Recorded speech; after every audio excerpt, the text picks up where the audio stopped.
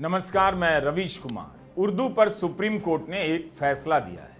यह फैसला महाराष्ट्र की वर्षाताई संजय बगाड़े की याचिका पर आया है, लेकिन उम्मीद करता हूं कि फैसले को और फैसले की भावना को यूपी के मुख्यमंत्री योगी आदित्यनाथ भी समझेंगे, जिन्होंने विधानसभा में उर्दू को कठमुल्लों की भाषा कह दी। सुप्रीम कोर्ट के जस्टिस सुधांशु धूलिया और जस्टिस के विनोद चंद्रन के फैसले की तारीफ हो रही है। अच्छा फैसला भी है। हम इसी फैसले पर यह वीडियो बना रहे हैं। आगे बढ़ने से पहले इसकी व्यापकता पर बात कर लेना चाहते हैं। एक अच्छा फैसला वह भी होता है जिसकी व्यापकता बहुत बड़ी होती है, जिसके आधार पर आने वाले दिनों में सरकार और समाज अपनी गलतियों में सुधार करते हैं। सुप्रीम कोर्ट के इस फैसले से अकोला में एक साइन बोर्ड पर तो उर्दू बच गई, लेकिन क्या कोर्ट को या पाठकों को यह बात ध्यान में है कि कई राज्यों की पुलिस ने अपनी कार्यवाही से उर्दू और फारसी के कई शब्दों को निकाल दिया है। निकाला ही नहीं, उनके इस्तेमाल को अनुशासनात्मक रूप से आपराधिक बना दिया है। मतलब आप उर्दू का इस्तेमाल करेंगे तो दंड मिलेगा। जिस सुप्रीम कोर्ट के फैसले की तारीफ हो रही है, उसी से थोड़ी दूर पर है दिल्ली पुलिस का मुख्यालय, जिसमें बैठते हैं दिल्ली पुलिस के कमिश्नर। अप्रैल 2023 में पुलिस कमिश्नर ने आदेश दिया कि एफआईआर, डायरी, चार्जशीट में उर्दू और फारसी के जटिल शब्दों का इस्तेमाल नहीं होगा। किया जाएगा तो गंभीर कार्रवाई होगी। ऐसे 383 शब्दों को चिन्हित किया गया और उनके विकल्प के रूप में हिंदी के शब्द सुझाए गए, क्योंकि 2019 में दिल्ली हाई कोर्ट की एक पीठ ने पुलिस को जटिल उर्दू और फारसी शब्दों का उपयोग करने से बचने का निर्देश दिया था। 2023 के अप्रैल में दिल्ली पुलिस उर्दू शब्दों को विदा कर देती है। उसके बाद 2025 के अप्रैल में सुप्रीम कोर्ट कहता है कि अदालतों में उर्दू का इस्तेमाल होता है। क्या माननीय सुप्रीम कोर्ट को ध्यान है कि मध्य प्रदेश की पुलिस अब अदालत शब्द का इस्तेमाल नहीं करती है, न्यायालय करती है, गिरफ्तारी नहीं लिखती, अभिरक्षा लिखती है, कब्जा की जगह आधिपत्य लिखा जाता है। उर्दू के शब्दों को हटाने के लिए मध्य प्रदेश पुलिस ने 2 साल तक मेहनत की, ऐसा खबरों में लिखा है। इतनी मेहनत मध्य प्रदेश के बालू माफियाओं को पकड़ने में कर लेती तो शांति आ जाती। यह सब छपी हुई खबरों से आपको बता रहा हूं। यूपी की खबर जून 2023 की है। पुलिस की डिक्शनरी से कत्ल, चस्पा, मुचलका, फर्द, तरमीम, मौकाए वारदात और गश्त जैसे शब्द गायब हो जाएंगे, क्योंकि इन उर्दू और फारसी शब्दों को हिंदी में बदलने की तैयारी हो रही है। मैं आम दर्शकों के ध्यान में यह बात इसीलिए लाना चाहता था कि हर दूसरे दिन किसी न किसी सुनवाई के हवाले से सुप्रीम कोर्ट की चौखट पर आने वाली दिल्ली पुलिस, यूपी पुलिस या मध्य प्रदेश की पुलिस अपनी कार्यवाही से उर्दू के कई शब्दों को हटा चुकी है और इनका इस्तेमाल करने पर दंड देती है। जबकि सुप्रीम कोर्ट ने अपने फैसले में कहा है कि भारत में अदालत की कार्रवाई पर उर्दू का बहुत प्रभाव है। पेशी, अदालत, हलफनामा जैसे शब्द उर्दू के हैं। सुप्रीम कोर्ट और हाई कोर्ट की आधिकारिक भाषा अंग्रेजी है, फिर भी वकालतनामा और दस्ती जैसे उर्दू शब्दों का इस्तेमाल होता है। यह सब फैसले में लिखा है। हमारा सवाल है कि क्या सुप्रीम कोर्ट के इस फैसले को आधार बनाकर कोई UP police, Delhi police, Rajasthan police या मध्य प्रदेश पुलिस को चुनौती दे सकता है कि उर्दू के हटाए गए शब्दों को अब बहाल किया जाए? कोई शब्द जटिल है, यह कौन तय करेगा? क्या सुप्रीम कोर्ट के माननीय जज अंग्रेजी के मुश्किल शब्दों का इस्तेमाल नहीं करते? लातिनी मूल के शब्दों का भी इस्तेमाल होता है, उन्हें तो पहले नहीं हटाया गया और भारत में पैदा हुई उर्दू के शब्दों को हटा दिया गया। Do you get my point? अब यहां से आप इस वीडियो को और ध्यान से देखिए और पूरा देखिएगा। हम उर्दू भाषा पर काफी सारी जानकारी देंगे और कोर्ट के फैसले के बारे में भी बताएंगे। लेकिन आपसे एक अपील है, YouTube पर आपने रवीश कुमार ऑफिशियल को सब्सक्राइब तो किया है, लेकिन आपसे गुजारिश है कि आप हमारे चैनल को ज्वाइन भी करें। आप छोटी राशि के भी सदस्य बन सकते हैं और हमारा हौसला बढ़ा सकते हैं। आपका ज्वाइन करना बहुत जरूरी है। कोशिश कीजिए कि रवीश कुमार ऑफिशियल YouTube पर ही देखें, फेसबुक पर ना देखें।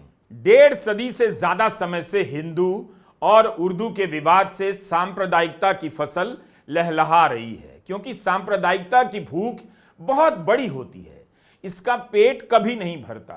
वह इतिहास के तमाम कालखंडों को एक झटके में निगल जाती है और चबाते चबाते खाते रहती है। कभी पंचर बनाने के नाम पर मुसलमानों की पहचान करती है, कभी बिरयानी के गोश्त से मुसलमानों को टारगेट करती है, कभी कपड़ों से मुसलमानों को पहचानती है। इसके पास हजारों तरीके हैं मुसलमानों के प्रति नफरत का बारूद भरने के लिए। 150-200 साल से भारत नफरत की इस भूख की आग में जल रहा है। कितने दंगे हो गए, कितने लोग मारे गए, कितने घायल हुए, कितने जेल गए, कितने दंगाई बन गए, और सबसे बड़ी बात, इस आग को सुलगाकर कितने लोग पार्षद से लेकर विधायक और सांसद बन गए, इसकी गिनती होनी चाहिए। मुख्यमंत्री बन गए, प्रधानमंत्री बन गए। सांप्रदायिकता ने जितने विधायक, सांसद, मुख्यमंत्री और प्रधानमंत्री दिए हैं, भारत में किसी राजनीतिक विचारधारा ने नहीं दिया। गरीबी, बेकारी, खराब शिक्षा जैसे मुद्दों ने इतने विधायक और सांसद नहीं बनाए। इनकी संख्या गिनने पर हजारों में भी पहुंच सकती है। इसलिए भारत में राजनीति बिना सांप्रदायिकता के कभी नहीं हो सकती। सांसद बनने और बने रहने का इससे आसान विचारधारा कुछ भी नहीं। बस इसके चक्कर में आम आदमी की जान जाएगी और उसका घर जल जाएगा। Communalism is the most productive political ideology of the world, rather dangerous. 2 देश बन गए, एक तीसरा देश भी बनने के बाद सांप्रदायिक राजनीति की चपेट में है। याचिकाकर्ता का नाम वर्षाताई संजय बगाड़े है।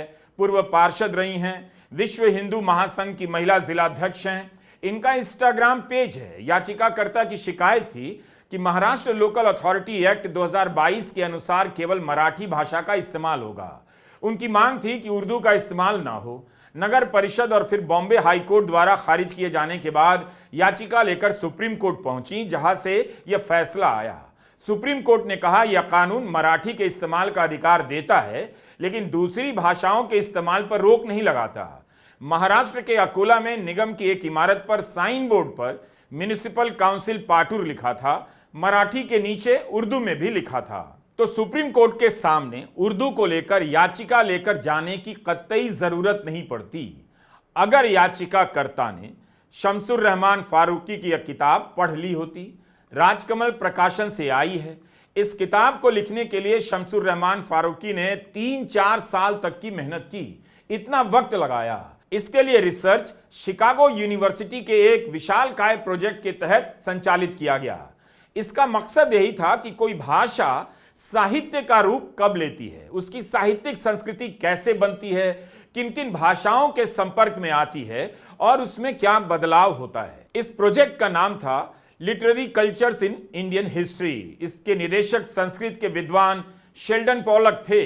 इसी प्रोजेक्ट के तहत शमसुर रहमान फारूकी ने उर्दू के आरंभिक इतिहास पर रिसर्च किया और उर्दू का आरंभिक इतिहास के नाम से यह किताब आपके सामने है।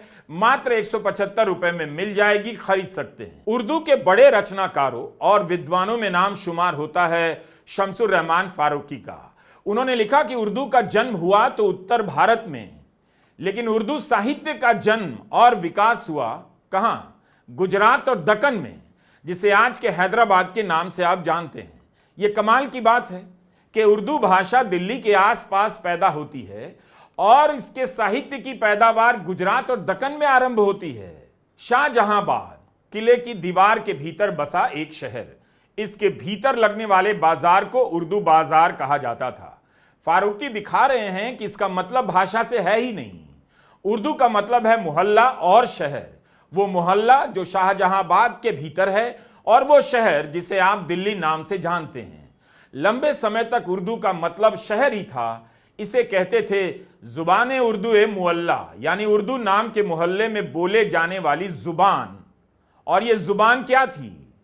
खानारजू, मुसहफी और मीर के शेरों की मिसाल देकर बताते हैं शमसुर रहमान फारूकी कि उर्दू का इस्तेमाल जुबान के अर्थ में नहीं, किसी खास जगह में रहने वाले लोगों के लिए किया जाता था।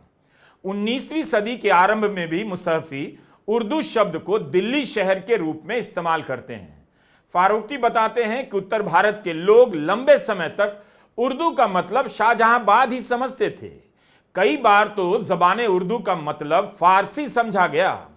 उर्दू मतलब दिल्ली। 19वीं सदी के अंत तक उर्दू के जो लेखक हुए, उन्होंने जो शब्दकोश बनाए, उसमें भी उर्दू का मतलब शहर लिखा गया। शहर वो जिसे आप दिल्ली कहते थे और आज भी दिल्ली कहते हैं। उर्दू मतलब जुबान नहीं था तब, लेकिन था क्या? शमसुर रहमान फारूकी बताते हैं कि आज जिस जुबान को आप उर्दू कहते हैं, तब उस जुबान का नाम हिंदवी था। बाद में हिंदी कहने लगे, फिर देहलवी कहा जाने लगा, गुजरी भी कहा गया, दक्कन भी, और फिर रेख्ता भी। इसके बाद नाम पड़ा उर्दू। उर्दू का नाम हिंदी, और आप हैं कि हिंदी और उर्दू को बांटने में लगे हैं। 150 साल से बांट रहे हैं। अगले 150 साल तक इसी में आपका गुजरेगा। मुख्यमंत्री योगी आदित्यनाथ को बताया जाना चाहिए कि उर्दू का नाम कभी गुजरी और दक्कनी था। उर्दू साहित्य का रिश्ता गुजरात से है। एक वीडियो में शमसुर रहमान फारूकी की विद्वता को हम नहीं बता सकते।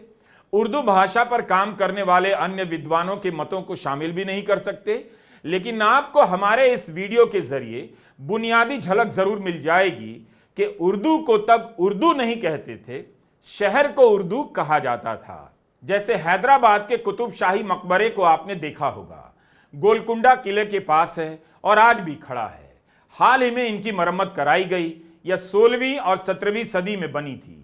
उसी समय से लेकर 19वीं सदी के मध्य तक उर्दू जुबान को दक्कनी कहा गया। वहीं दिल्ली का जंतर मंतर 18वीं सदी का है। उस समय भाषा के लिए रेख्ता शब्द का इस्तेमाल होता था। फिर रेख्ता को हिंदी कहा जाने लगा। इस समय तक ही नहीं बल्कि 19वीं सदी के लंबे दौर तक उर्दू का मतलब दिल्ली था, भाषा नहीं। 19वीं शताब्दी तक रेख्ता पीछे चला गया और उर्दू को हिंदी कहा जाने लगा। 20वीं सदी आते आते रेख्ता का चलन एकदम घट जाता है और शाहजहांबाद या दिल्ली कहिए, उसकी जुबान को हिंदी कहा जाने लगता है। एक बात फारूकी साहब ने बहुत मजबूती से कही है कि उत्तर भारत में मुगलों के आगमन के परिणाम स्वरूप यहां कोई नई भाषा पैदा नहीं हुई। मतलब उर्दू सिर्फ और सिर्फ भारत की पैदाइश है, भारत की भाषा है। जिस भाषा को उर्दू से पहले हिंदी, हिंदवी और देहलवी कहा जाता था, वह दिल्ली और आसपास के क्षेत्र में बाबर के आने के बहुत पहले से मौजूद थी। इसलिए उर्दू को बाबर से जोड़ना भी गलत है। यह और बात है कि बाबर को थोड़ी बहुत हिंदी आती थी। हिंदी का मतलब आज की उर्दू। तो सांप्रदायिकता ने क्या किया? जिस भाषा का नाम तक एक ही था, जिसे कभी उर्दू कहा गया, जिसे हिंदी कहा गया, उसी को बांट दिया और कहा हिंदी अलग है, उर्दू अलग है, जबकि हिंदी ही कभी उर्दू थी और उर्दू को हिंदी पुकारा गया। हम इस किताब की पूरी बात तो यहां नहीं बताएंगे, तब फिर आप किताब पढ़ने से बच जाएंगे और वो हम कभी नहीं चाहेंगे कि आप खरीदें और पढ़ें।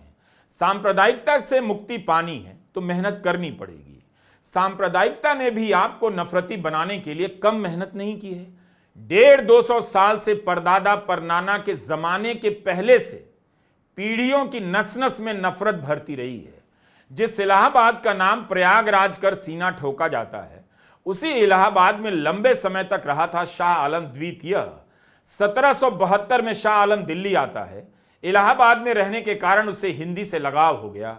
मुगल दरबार की औपचारिक भाषा तो उस समय फारसी थी, लेकिन शाह आलम अनौपचारिक रूप से हिंदी में बात करने लगा। उसने 600 पन्नों की एक अधूरी किताब भी लिखी जो हिंदी में है। हिंदी मतलब वही जिसे आज उर्दू कहते हैं।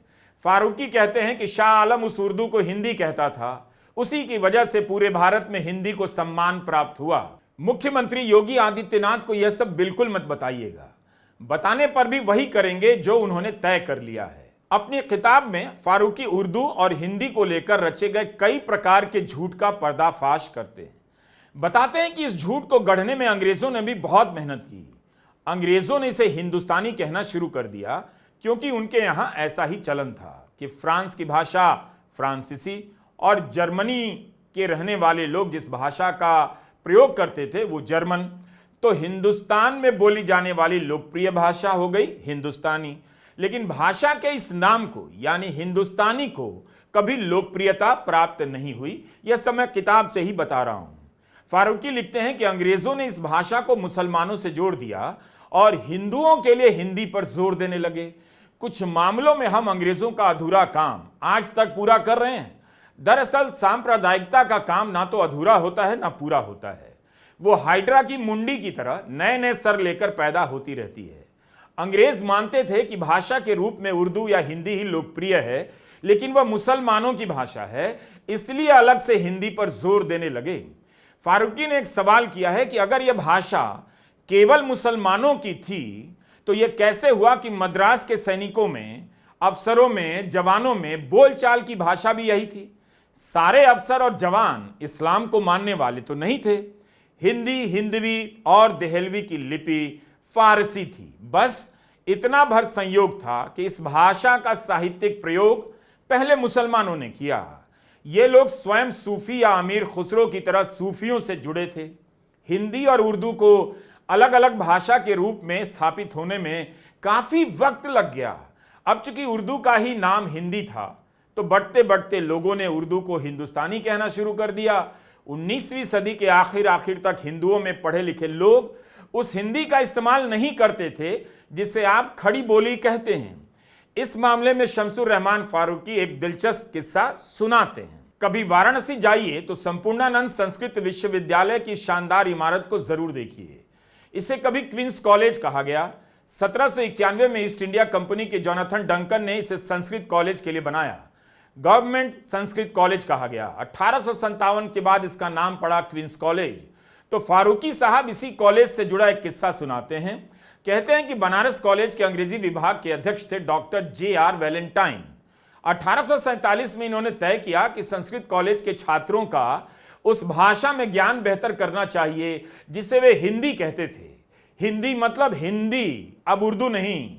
तो वे हुक्म देते हैं कि उनके विद्यार्थी हिंदी भाषा का अभ्यास करें, लेकिन विद्यार्थी कोई रुचि नहीं दिखाते तो वैलेंटाइन जी झुंझला जाते हैं और तब कहते हैं कि तुम सब मिलकर एक लेख लिखो जिसमें यह स्पष्ट करो कि तुम लोग आजीवन जो भाषा रोज बोलते हो उसकी संस्कृति को तिरस्कारपूर्ण दृष्टि से क्यों देखते हो। मतलब आप बोलते तो उर्दू हैं, तब आप उर्दू बोलने वाले मुसलमानों से नफरत क्यों करते हैं, उनकी संस्कृति को तिरस्कारपूर्ण नजरों से क्यों देखते हैं। मूल बात यह थी कि उन विद्यार्थियों का हिंदी से कोई लगाव नहीं था, लेकिन जैसा कि फारूकी साहब लिखते हैं कि 5 दशक बाद इसी कॉलेज के विद्यार्थियों ने हिंदी और नागरी लिपि को विकसित करने के उद्देश्य से नागरी प्रचारणी सभा की नींव डाली। इस तरह अंग्रेज अपने मकसद में सफल हो गए। 1893 में नागरी प्रचारणी सभा की स्थापना होती है। तो आप शमसुर रहमान फारूकी की किताब खरीदिए और पढ़ जाइए। हमने कई संदर्भ जानबूझकर छोड़ दिए, किसी को समस्या है तो किताब से चेक कर ले। काफी कुछ बदल गया 150-200 साल के भीतर। मुख्यमंत्री योगी आदित्यनाथ भी लगता है कि वैलेंटाइन के उन छात्रों की परंपरा के छात्र रहे हैं जिन्होंने विधानसभा में उर्दू को कठमुल्लों की भाषा कह दी। पर वे अकेले नहीं हैं, असंख्य लोग हैं। उनसे पहले भी कह गए, अब भी कह रहे हैं और उनके बाद भी कहते रहेंगे। उन्हीं को क्यों दोष देना। सांप्रदायिकता हर दौर में अपनी पीढ़ी पैदा करती है और उन्हीं बातों को घुमा फिरा कर चलाती रहती है। कोई अलग करना चाहे तो अलग कर देता है, भाई भाई अलग हो जाते हैं। यह तो भाषाएं हैं, गांव बट गया, देश बट गया। सांप्रदायिकता में संकार देने की जो ताकत है वो सदियों तक टिके रहने की टॉनिक पीकर इस धरती पर आई है, हम सब के जीवन का सत्यानाश करने, शांति हर ले जाने। इसलिए सुप्रीम कोर्ट के जस्टिस सुधांशु धूलिया और जस्टिस के विनोद चंद्रन को इस सवाल से जूझना पड़ा और 36 पन्नों का जजमेंट लिखना पड़ा। जैसे फारूकी साहब को 151 पन्नों की किताब लिखनी पड़ गई। आगे भी ऐसे ही फैसले लिखे जाएंगे और आगे भी ऐसी किताबें लिखी जाएंगी। जस्टिस धूलिया और जस्टिस चंद्रन ने साफ कर दिया कि उर्दू को विदेशी या केवल एक धर्म की भाषा समझना गलत है। फारूकी साहब ने दिखाया भी कि उर्दू विशुद्ध रूप से भारत की जमीन में पैदा हुई भाषा है और इसे मुसलमानों की भाषा बनाने से पहले यह सबकी भाषा थी, मतलब हिंदू और मुसलमान दोनों की। सुप्रीम कोर्ट ने कहा कि हकीकत यह है कि हिंदी भाषा का दैनिक उपयोग भी उर्दू शब्दों के बिना अधूरा है। खुद हिंदी शब्द भी फारसी शब्द हिंदवी से आया है। आप उर्दू के शब्दों के इस्तेमाल के बिना हिंदी में बात नहीं कर सकते। हिंदी और उर्दू के संगम में ऐसे लोग बाधा बने जो शुद्धतावादी सोच के थे। इसका असर हिंदी पर पड़ा और उर्दू पर भी। अदालत ने कहा कि हिंदी और उर्दू के बीच का विभाजन औपनिवेशिक काल में धर्म के आधार पर किया गया, जो आज भी एक बड़ी गलत फहमी के रूप में मौजूद है। इसीलिए तरह तरह से यूनिवर्सिटी को बर्बाद किया जा रहा है ताकि यहां लोग व्हाट्सएप यूनिवर्सिटी को ही पढ़ाई लिखाई समझ लें। दरअसल जब राजनेता पंचर बनाने की मानसिकता का प्रदर्शन करने लग जाएं, तो उसके पीछे चलने वाले लोग पंचर से आगे इतिहास और वर्तमान नहीं देख पाते और भविष्य उन्हें पकौड़े में नजर आने लग जाता है। प्रधानमंत्री मोदी ने पंचर बनाने की बात कहकर नफरती नहीं, जातिवादी मानसिकता का भी परिचय दिया। काम को इसी नजर से देखने की सोच ने भारत में जाति की दीवार इतनी मोटी कर दी कि आज तक कोई इसे तोड़ नहीं पाया। जो सबका विकास सबका विश्वास का नारा देते हैं, वो भी इसी दीवार में 10, 20, 50 ईंटें जोड़ते रहते हैं, दीवार से ईंटें निकाल नहीं पाते। अंग्रेजों ने जो काम किया, सफलता पाई, उसी काम को कौन दोहरा रहा है उर्दू बनाम हिंदी के नाम पर, आपको बताने की जरूरत नहीं। फारूकी साहब ने विस्तार से बताया, संदर्भ देकर बताया कि उर्दू को ही हिंदी कहते थे, हिंदी को ही उर्दू, जमाना वो था। यह सारी किताबें हिंदी के विद्वान रामविलास शर्मा की लिखी हैं। रामविलास शर्मा का हवाला देते हुए सुप्रीम कोर्ट ने कहा कि ये हिंदी को राष्ट्रभाषा बनाने की वकालत किया करते थे, लेकिन मानते थे कि हिंदी और उर्दू दो अलग अलग भाषाएं नहीं हैं। अपनी किताब भारत की भाषा समस्या में लिखते हैं कि दोनों एक ही हैं और एक समान हैं। उनका सर्वनाम एक है, उनकी क्रियाएं एक हैं। दुनिया में कोई दो भाषाएं ऐसी नहीं हैं जिनके सर्वनाम और क्रियाएं एक समान हैं। रूसी और यूक्रेनी मिलती जुलती भाषाएं हैं, लेकिन वो भी उतनी नहीं मिलती जुलती जितनी हिंदी और उर्दू। कोर्ट ने कहा कि यह भी जानने लायक बात है कि जब हम उर्दू की आलोचना करते हैं तो हम एक तरह से हिंदी की भी आलोचना कर रहे होते हैं, क्योंकि भाषाविदों और साहित्यिक विद्वानों के अनुसार उर्दू और हिंदी दो भाषाएं नहीं हैं, बल्कि एक ही भाषा है। यह सच है कि उर्दू मुख्य रूप से नस्तालिक में लिखी जाती है और हिंदी देवनागरी में, लेकिन लिपि भाषा नहीं बनाती। भाषाएं अपने सिंटैक्स, व्याकरण और ध्वनि से अलग होती हैं। इन सभी मामलों में उर्दू और हिंदी में व्यापक समानताएं हैं। इस फैसले की शुरुआत होती है अल्जीरिया के लेखक मौलूद बेनज़ादी के कथन से। मौलूद बेनज़ादी का कथन है कि जब आप कोई भाषा सीखते हैं तो आप सिर्फ एक नई भाषा बोलना और लिखना नहीं सीखते, आप खुले विचारों वाला, उदार, सहिष्णु, दयालु और मानवता के प्रति उदार बनते हैं। सुप्रीम कोर्ट ने अपने फैसले में लिखा है कि भाषा का धर्म नहीं होता। उर्दू को केवल मुसलमानों की भाषा मानना सच्चाई नहीं है और यह भारत की विविधता की एक दुर्भाग्यपूर्ण गलत फहमी है। भाषा किसी धर्म की नहीं, बल्कि समुदाय, क्षेत्र और लोगों की होती है। भाषा संस्कृति होती है और समाज की सभ्यतागत यात्रा का मापदंड। कोर्ट ने कहा कि उर्दू भाषा गंगा जमुनी तहजीब और हिंदुस्तानी तहजीब की सबसे बेहतरीन मिसाल है और इसका जन्म भारत की भूमि पर हुआ है। महान कवि तुलसीदास ने प्रभु राम को गरीब नवाज कहा है। कितने ही मुस्लिम शायर हुए जिन्होंने कृष्ण भक्ति की गजलें लिखी। फिराक गोरखपुरी, हसरत मोहानी, हफीज जालंधरी ने कृष्ण पर नज़में लिखी हैं, गजलें लिखी हैं। हिंदू शायरों ने पैगंबर मोहम्मद साहब की शान में शेर लिखे हैं। लेकिन इससे क्या फर्क पड़ता है? जिन्हें नफरत फैलानी है उनके पास हजारों उदाहरण मौजूद हैं। नहीं भी है तो झूठे गढ़ लेंगे। हिंदू सुख पैदा करने के लिए नए नए प्रकार के हिंदू झूठ रचे जा रहे हैं। उम्मीद है कि सुप्रीम कोर्ट के फैसले के बाद से कुछ समय के लिए, लिमिटेड टाइम के लिए, उर्दू से नफरत करने की राजनीति अलग रहेगी। लेकिन यह उम्मीद मत कीजिए कि इससे राजनीति खत्म हो जाएगी। सुप्रीम कोर्ट ने कहा कि भाषा एक समुदाय, एक इलाके या लोगों की होती है, किसी धर्म की नहीं। नफरत की राजनीति ने आपके ज्ञान भंडार की विरासत को पंचर कर दिया। पंक्चर। उन्होंने पंचर बनाने वालों की तरफ आपको दिखा तो दिया, लेकिन मैंने आपको दिखाया कि पंचर किसने किया, कौन पंचर कर रहा है, किसकी वजह से पंचर हो रहा है। आप अपने विवेक को पंचर होने से बचा लीजिए। विवेक जब पंचर हो जाता है तो फिर उस पंचर को कोई नहीं बना पाता। ना अब्दुल से बनता है, ना अरविंद से। नमस्कार, मैं रवीश कुमार।